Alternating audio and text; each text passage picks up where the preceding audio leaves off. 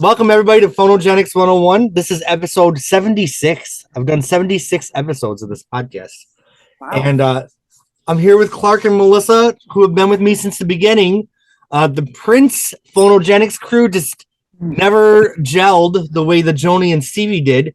But these two have been my tried and true. I guess you guys have been my... Who was with Prince the whole time? Sonny?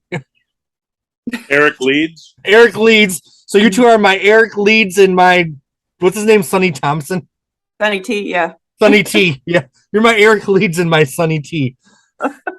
The revolution's gone by now. The new power generation's gone. But I still got Sonny T and Eric. Yeah. So let me pause for 1 second. Yeah. So tonight it's our last proper Prince episode because I do have a bunch of other artists I'd like to explore. We are going to do a speed round next month where we go through a bunch of Prince's later albums, and everyone's going to tell me what they love about him and what songs I should listen to. But tonight we're going to talk about two albums. We're going to talk about Come and the Black Album, which were both properly released in 1994. Of course, the Black Album was supposed to come out after Sign of the Times, but it was replaced with Love Sexy. And for those who don't know the story, Prince ended up in a bitter dispute with Warner Brother Records. He had signed a 6-album contract, which he regretted pretty quickly. He released the Symbol album as the first one, but then just to get out of his contract, he just threw out a bunch of albums. So Come was one of them, the Black Album, Chaos and Disorder, Old Friends for Sale, and I'm missing one. There was a 6th one.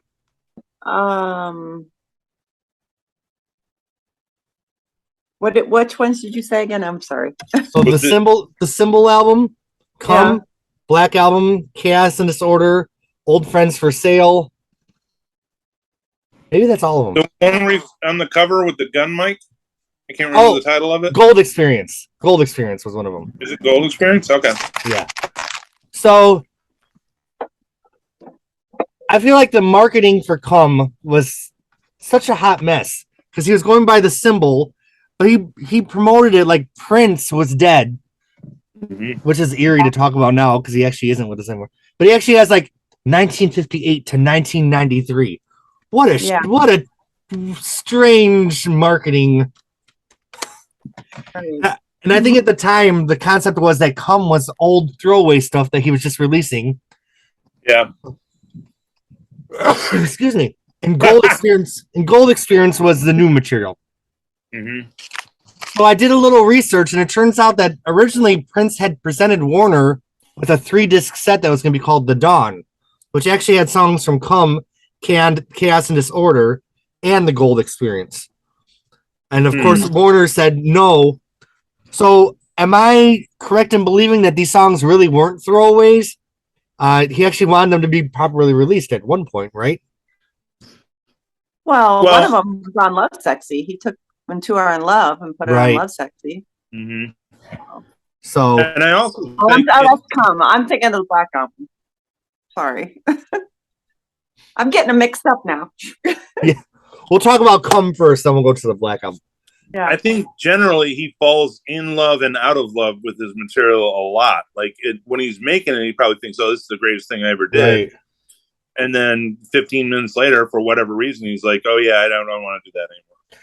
So this is how I felt in 1994, and I did continue to buy Prince's music all the way up through his final album. Was it Hit and Run Phase 2? Was that his final album? Okay. Really so.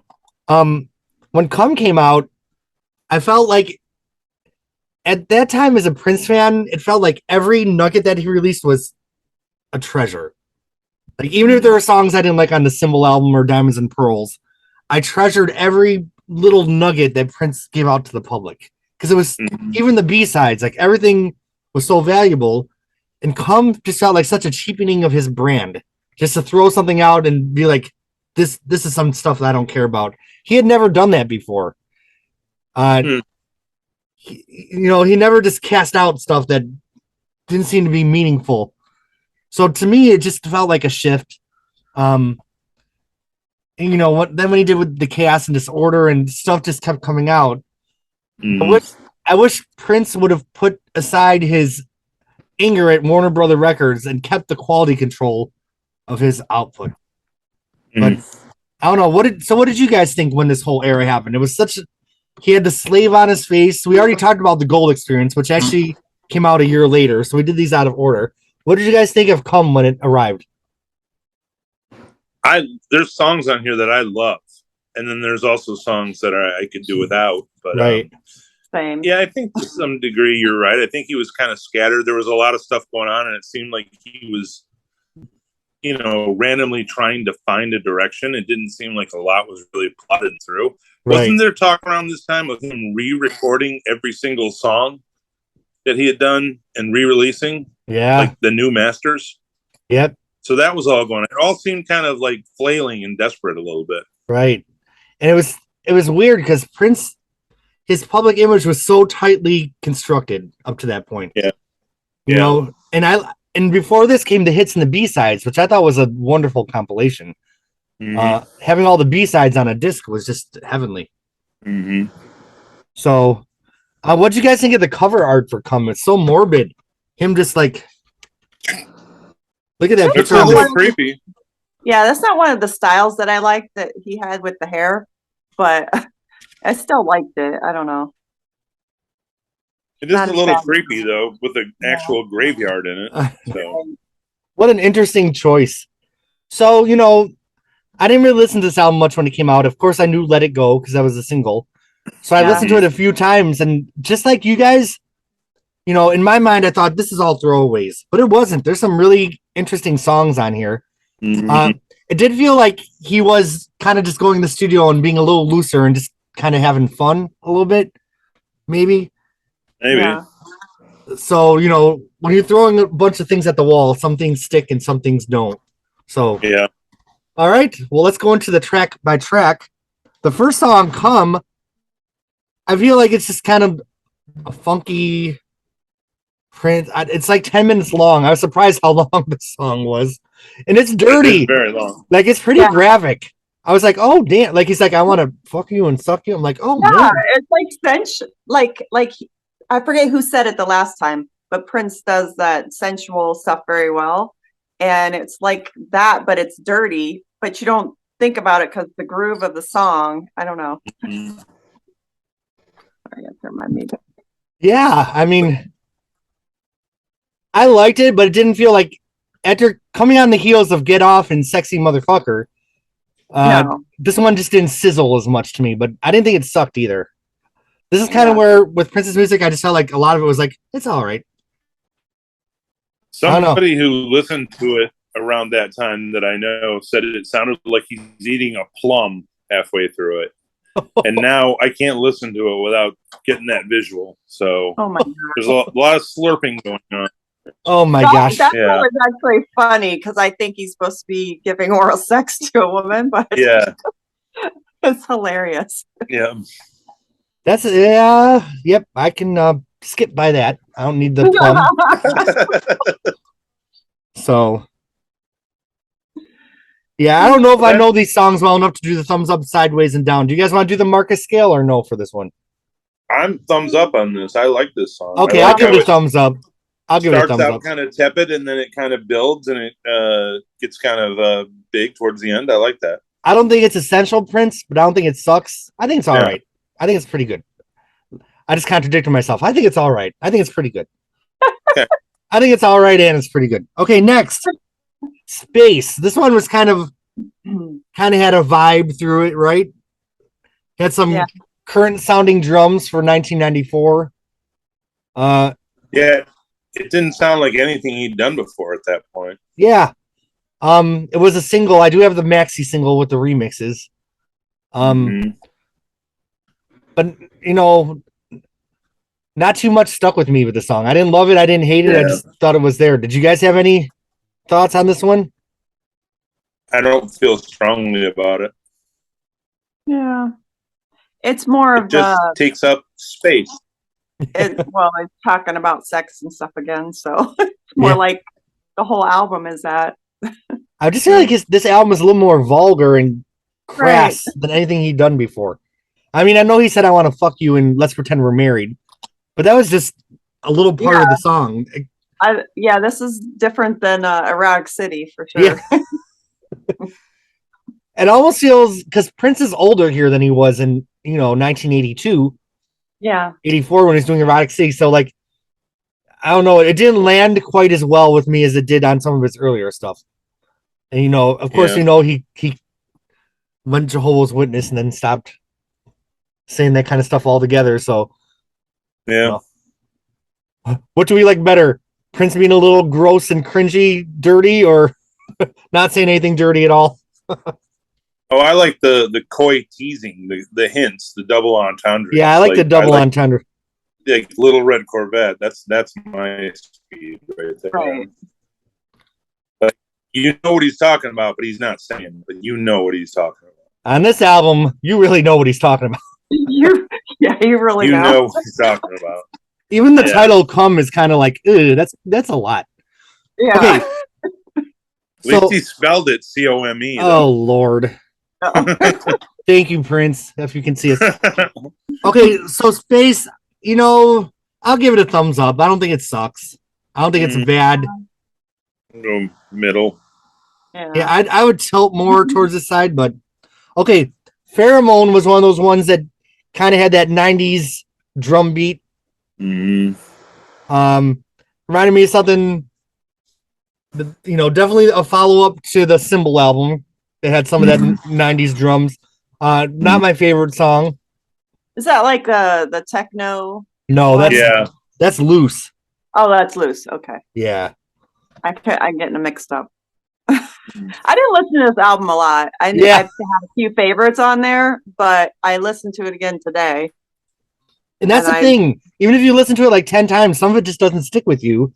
And that's just the experience of the album. So, Prince had a lot of experience albums back then. The Beautiful Experience, the Gold Experience. I feel like this is the mediocre experience. Pheromone, I'm just going to give it a thumbs down. It didn't even stick with me. No, sideways. But Loose, I'm like, oh Lord. That's that techno one. I'm like, he's 1, 2, 3, 4. He's screaming. Yeah. It's like it sounds like 9 Inch Nails gave him like one loop that he could use. It was interesting. It definitely didn't sound like anything Prince had done before. No. But it also didn't have that like classic hook that you look for in a Prince song, It just kind of meandered and stayed on the same vibe the whole time, I felt like. Yeah, it's kind of melody free. Is that the one with the guitar solo? Yeah, there is a guitar solo. Yeah, I love that guitar solo. Yeah, it's a good guitar solo. So he went from melody cool on Graffiti Bridge to melody free on Come. I didn't mean to set you up for that, but yeah, I'll accept that. I just felt like a lot of the things on this album were like kind of more than songs, just like sound like it was a vibe. It's like a mood. Like it just kind of sets a mood that lasts for 4 or 5 minutes. Yeah. But I wasn't necessarily offended by that either. It was different for Prince at the time to release something that wasn't so constructed. There's a lot of really different stuff on this album from him. I guess I'll give Loose a thumbs up just because it's so wacky. Oh, Clark's going with the sideways. Going sideways a lot. So next is Papa.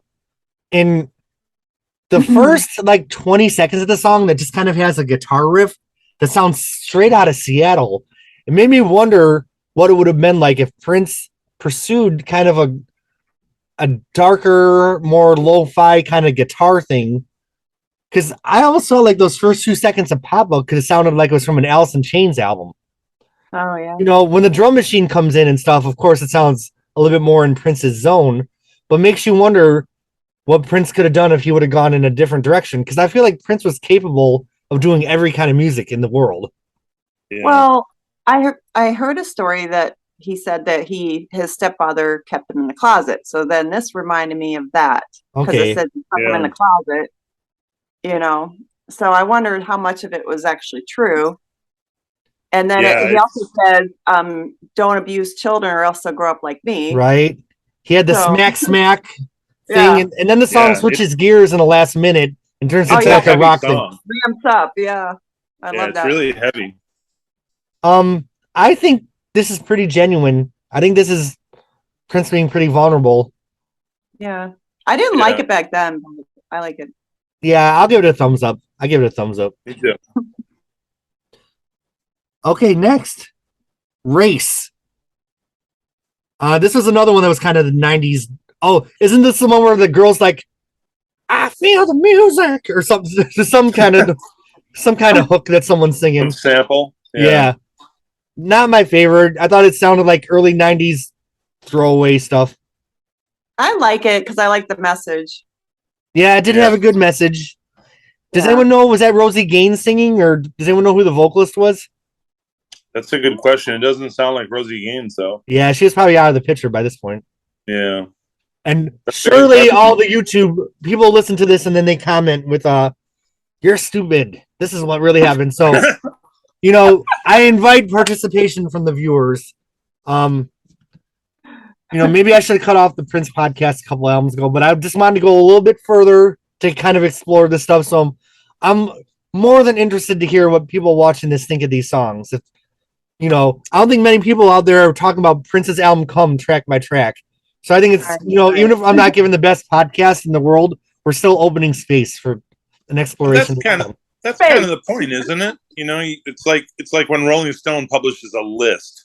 Right. And you know people are going to have a problem with the things that are on the list and in what order and stuff. It's just a means of opening a discussion. So it's kind of fun that way. Go ahead. Call us stupid. People have different opinions. Yeah. And surely I am a little stupid. There's no doubt about that. Race, I'm going to give a sideways. I agree with that. I'm going to give it a sideways. Okay. Dark was a ballad, correct? Love it. Yeah. Yeah. Love it. Top 10. I love the vibe and I thought it was a good one. Something interesting about this album, and I guess we'll get to it at the end, but the original track listing had something called Poem, which turned into Orgasm. I saw that, yeah. The original poem was 3 minutes long, and he chopped it up and started using it as the interludes on this album. So I think all of it still exists, but instead of it being one song, it's now the interludes. I read that too. The original poem can be found on a German promo, but I don't think I'm going to be picking that up because you can still hear everything spliced up on the album. Yeah. Solo is Prince with a harp, singing about how he feels so low. It was different. Written by, it says it was written by Henry David Wang. He wrote a poem and then Prince put it to music. Yeah, Prince was just trying everything on this album. Prince asked him to write him a poem, and he did, about, you know, love and loss, and that's what the song is. I'm gonna have to give Solo a thumbs down. I think. Okay. So it's interesting because this was supposed to be all old material that Prince was just getting out there, but Let It Go was actually a new song written for this album. Now a lot of Gold Experience was already written and recorded at this point. So is Let It Go even newer than most of the stuff on Gold Experience that came out a year later? Oh, I don't know. Okay. I know it should have been a hit. I liked it when it came out, and when I revisited it today, I still like it. I think it's a great song. Yeah, Let It Go came out later on Crystal Ball too. Okay, same version? I think so. Okay. On Crystal Ball? I know there was a live version made available to the club, music club members. Okay. That was pretty good too. It said on Wikipedia he's talking about how his disillusion with Warner Brother Records, but it seems to go beyond that. It just seems like a really personal song. I thought the lyrics were good. It has a really good groove. I think this song could fit on some of Prince's strongest albums and not be a sag, you know? Yeah. I love it. I thought it was very funky. And he does the high voice, the low voice thing, which I always like when he does that. Throwback to the older stuff. Yeah. Do you think? Why do you think it wasn't a hit? Do you think in '94 people were over Prince, or do you think all this weird publicity around the label kind of tainted the project? I think it's probably the album, because people were thrown off by this album. Right. And the marketing sucked. I mean, Yeah. that's the big crux of the big fight, at that point. So. Right. And he did have a hit not too long ago with Beautiful Girl in the World. So I think the world still loved their Prince, Mm-hmm. Yeah. I think if more people had heard that song, it would have been a bigger hit. Mm-hmm. Did it have a proper music video? I don't remember. I don't think so. Well, I give Let It Go a strong thumbs up. Yeah, strong thumbs up.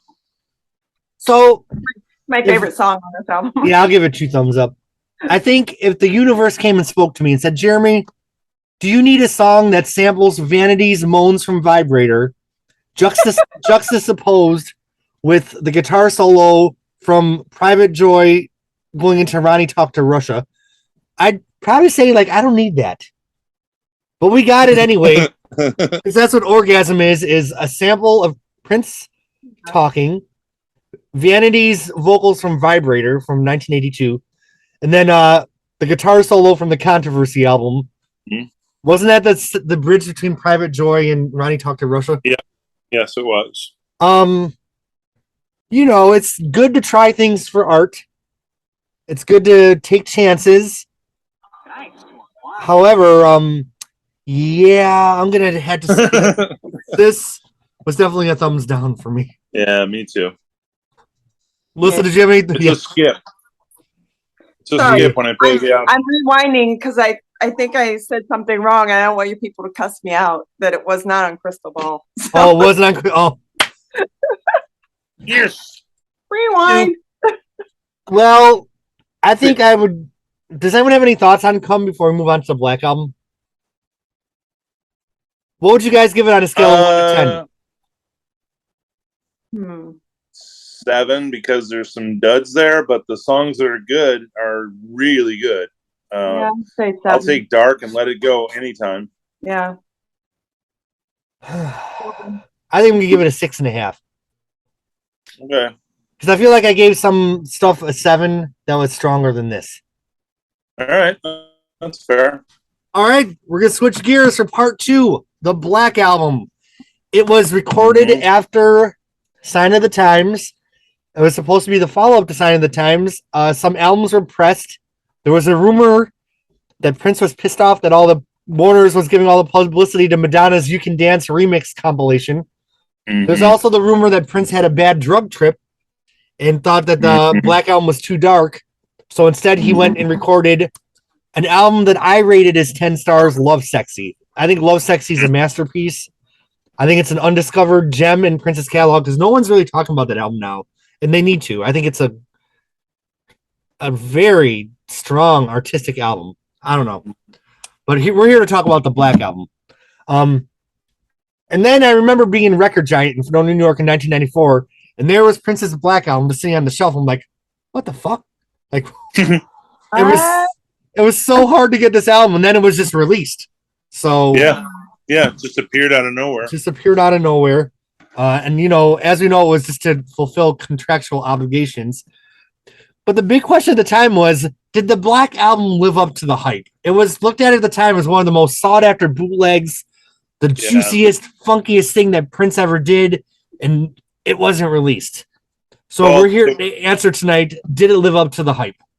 Well, the working title, remember, was Funk Bible, and that's a pretty lofty target to set, right? The Bible of funk. So there are some funky songs on here, though. There are some funky songs. There are. There are also songs here that were intended for the Camille EP, which didn't happen. But isn't it getting re-released? I heard something about that earlier this year. That never heard about it again. Yeah, Jack White is involved with that. Did you ever hear anything about it again after the initial press release? Yeah, he was on a talk show. He was on Kimmel or Colbert or one of those, and he was talking about it. So, recently? Within the last couple of months. But Jack White is also somebody who keeps stuff very close to the vest. So who knows? Okay.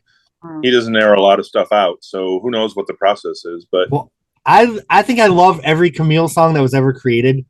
I think the Camille stuff is just great. Yeah.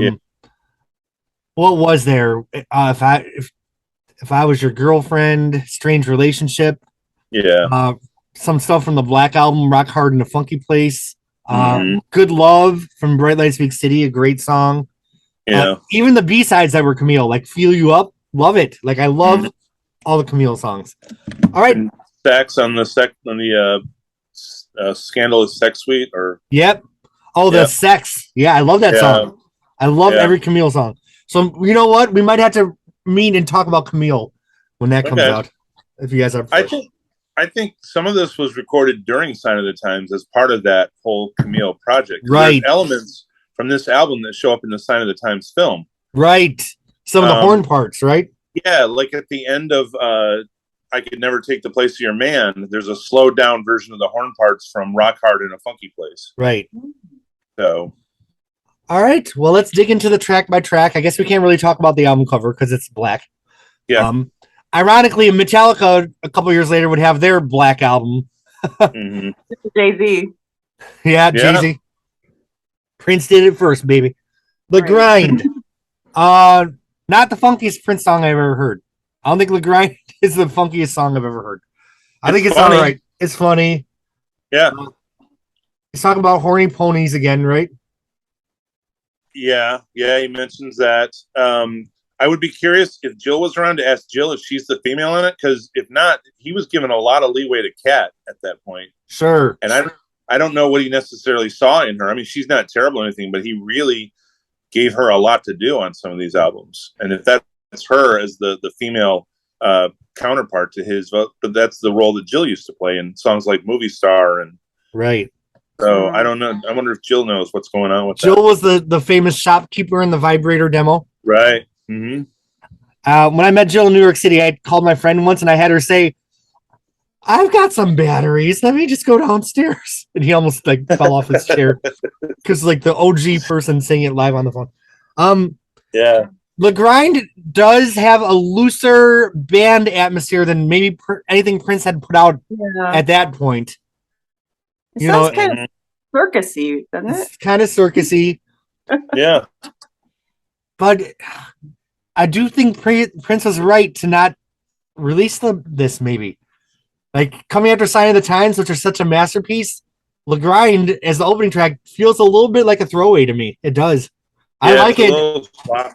It's a little, but it's harmless. It's fine. Yeah.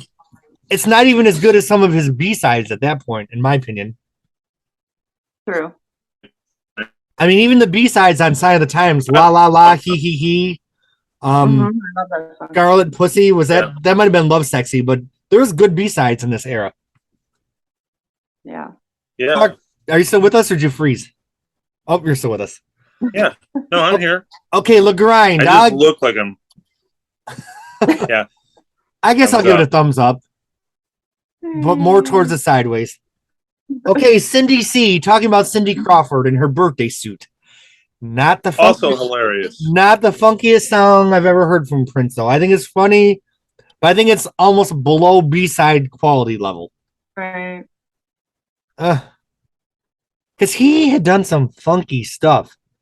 And he was about to do some of his funkiest stuff with Get Off and Sexy MF. And none of the stuff on the Black Album I don't think is as funky as some of that shit. Yeah, but this song's about a super fine model over in Paris, France. Yeah. I give it a sideways. I like it. I like it. Oh man, I'm ahead of the curve on both of you. This was my favorite era. The Sign of the Times through Love Sexy era is my favorite Prince era. So you see, I think Sign of the Times and Love Sexy are both 10-star albums. I think this one falls down in quality. Yeah. But it still doesn't suck. Like I enjoy it as an afterthought, kind of. Yeah. Dead on It was Prince being salty about rap before he tried to do it himself. Yeah. Yeah, that didn't age well. It did not age well. It sounds very defensive, kind of stupid, dismissive. Yeah. He clearly thought rap was a fad that was not going to last. So. And it's sad because rap is still with us and Prince is not. Yeah. Rap is easily the most dominant genre now. Right. So. Yeah, this sounded like that late 80s rap. Right. It was definitely a parody. Yeah. I'm interested what our friend Aisha would have thought of this album because I feel like she would have some stuff to say here. So if you're watching this, Aisha, put it in the comments. I want to know what you think. Dead on it, I give it a thumbs down. I think it's garbage. Yeah, I like it. It's okay. Oh, Sideways. I like how divided we are on everything here. Man, you guys are haters. Okay, When Two Are in Love, we already talked about this one on Love Sexy. I love this song. I think it's a glorious ballad. Beautiful. I'm glad he saved it from the Black Album and put it on Love Sexy. Did you like When Two Are? Okay, we all give it a thumbs up. Yeah. Okay, this is where we would have flipped the album if it was vinyl. Bob George has a funky beat. It's the reverse Camille, where Prince is slowing down his voice. Yeah. And talk about that motherfucker with the high voice. Okay. I love this song. I freaking funny. Love this song. I think it's honestly a masterpiece. It's so politically not correct to talk about like shooting a woman. It's so not woke. It's so wrong, but so right. This is where the Black Album catches on fire for me. Right. After When Two Are in Love. Yeah. Yeah. You know, I do love When Two Are in Love. But Prince clearly had a sense of humor about himself. And I like anytime Prince is funny because I think that's the most underrated aspect of him is his sense of humor. Right. You know, every portrayal of him is that he was just dour and serious and all the time. And like some of his stuff is hilarious. Yeah, I like when he does these little characters and stuff. Ain't that a bitch? Yeah. So what's he talking about here? His bodyguard, his wife is cheating on him with Prince? His manager. His manager, Bob. Okay. Yeah. Bob Cavallo. Was that his manager? Yeah, and the other guy, Fargnoli. I think he's talking about both of them. Okay. Yeah. Prince! It's so funny. Every time I go back to this one, I'm delighted, honestly. I'm like... Bob, spell the shit backwards. What do you get? Same motherfucking shit. I give Bob George 2 thumbs up, honestly. I think it's a masterpiece. And it's definitely a highlight of the Black Album. All right. Well, you know, Prince didn't really do a lot of diss tracks. No. You know, so like that was his first, even though it came out of order, it was like the first time that he like called somebody out in public. And so there was a lot of like, oh, what's going on here? First and best. I think it might be his best diss track. He did the what was the other one? He did PJ. On one of the later albums. Oh, Feel Wonderful. I can't remember the title. That was sure. Yeah. No, I'm thinking about the one he did on the awards show. The one on the Symbol album, right? Where he's talking about CJ. Billy Jack Bitch. Yeah. Billy Jack Bitch. Yeah. That was on Gold Experience. That's right. Yeah. Okay. Supercalifragilisticexy. An instrumental where they're talking about squirrel meat. This another on time to do the do. Okay, I love this song. Another callback sign of the times. Yep. The squirrel meat thing. Yeah. This song is so weird. They're talking about like buckets of blood, right? And squirrel meat. Yeah. And it's so weird. And honestly, I feel like Bob George and Supercalifragilistic, whatever the fuck, sexy. I think these do live up to the hype of Black Album. Like these are some funky fucking songs. Yeah, this reminds me of a Parliament song. Yeah, totally. Yeah, I can see that. I like the name of it. I didn't really. The song is okay for me. Remember how Sheila E. had that Mercy of a Speed of the Mad Clown Summer instrumental on Romance 1600? I'd love to talk about the Sheila E. albums if you guys are ever willing to talk about those. Sure. I have those, yeah. I didn't love Sex Symbol Onward, but the first 3 on the Paisley Park, I love those 3 albums. I have to listen to them first. Oh, they're so good. Melissa, I think you'd love them. Okay. And I want to talk about Vanity 6 and Apollonia 6 and maybe some of the Time stuff too. And you know what else I love? Is some of the Jesse Johnson albums too. So there's more to talk about. Yeah. Oh yeah. Yeah, you're not gonna run out of material anytime soon. I give Vitamina Vegemin thumbs up though. You didn't throw a Lucille Ball reference. I sure did. I have the Vitamina Vegemin sign right on the. I don't know. Well, I can't do it. I'm hooked up to wires. I have the poster on the other side of my computer. Okay. Two Knees United for I'll talk to you Wisconsin. about this, but What's that? I think we have a mutual friend who has a Vitamita Vegemine reference, but we'll talk about it after the show. Off Okay. camera. Okay. I just said the title, but I don't know if I'm comfortable saying again. Two N-words united for Compton. Yeah, we're not allowed to say that. Yeah, I just said it. I'm sorry. Why can't I remember this right now? I've listened to this album a million times. Was this another instrumental? It's an instrumental jam session. It's very fast. Right. Okay. I liked it. Yeah. I feel like side 2 of the Black Album is where it kind of catches fire. Yeah, Mhm. I don't like the title, but Yeah, I don't love the title. Oh, and they keep saying it like in the voice, like like the music Right. stops and they say it. I'll still give it a thumbs up I though. like that part. Yeah, Melissa, I can't believe I'm rating things higher than you are. I know. Oh my gosh. Okay, we're down to the last song on the Black Album. Rock hard in a funky place. Camille is back. Hilarious. Hilarious. This song's pretty funky, you guys. Yeah. I think this is just as funky as the stuff before it and the stuff after, I'm gonna say. Yeah, I love the horn breakdown. It's I interesting. was thinking that earlier. I like that too. Ooh, it's Yeah. a juicy horn part. And it's interesting because Mhm. as sexual as Rock Hard is, it's still not crass like the stuff on Come was. You know what I mean? Right. So it's like, I like when Yeah. Prince is kind of being goofy, sexy, instead of just being like vulgar for the sake of it. Right. Yeah, I give Rock Hard a thumbs up, honestly. me too. Soaked in banana cologne. Yeah. No wonder you're all alone.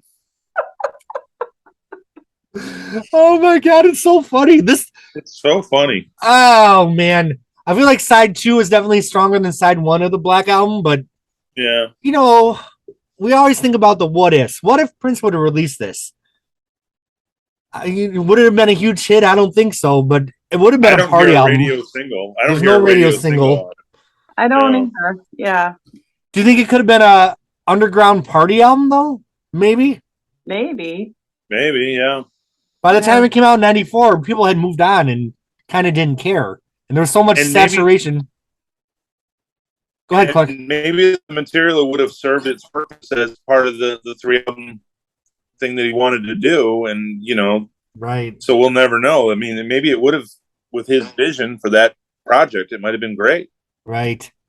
Well, So, do you guys feel like Black Album lived up to the hype? I will say sometimes. Sometimes. sometimes, Yeah. But overall, probably not. Come if, see, if come you're saw. I'm sorry. If you're a collector and you have to be a completist, then it's a must-have, obviously. But if Sure. you're a casual Prince fan, you can do without. Like, I I had think a cassette copy that a friend made for me back in '92. Hmm. So when it came out, I was like, "Eh." yeah, I think everyone at that point was just kind of like, because Come had just come out, Gold Experience was coming. Yeah. And it's too bad because I think it deserved a little bit more than the that it got, but Yeah. maybe not much more. I had a bootleg of it that had all the Black Album, and then it had a bunch of songs from the Sign of the Times movie soundtrack. Okay. You can tell that they literally recorded off a projector or something. Oh. I think about artists that I love that had albums that sat in the vault unreleased. And, more often than not, they didn't live up to the hype.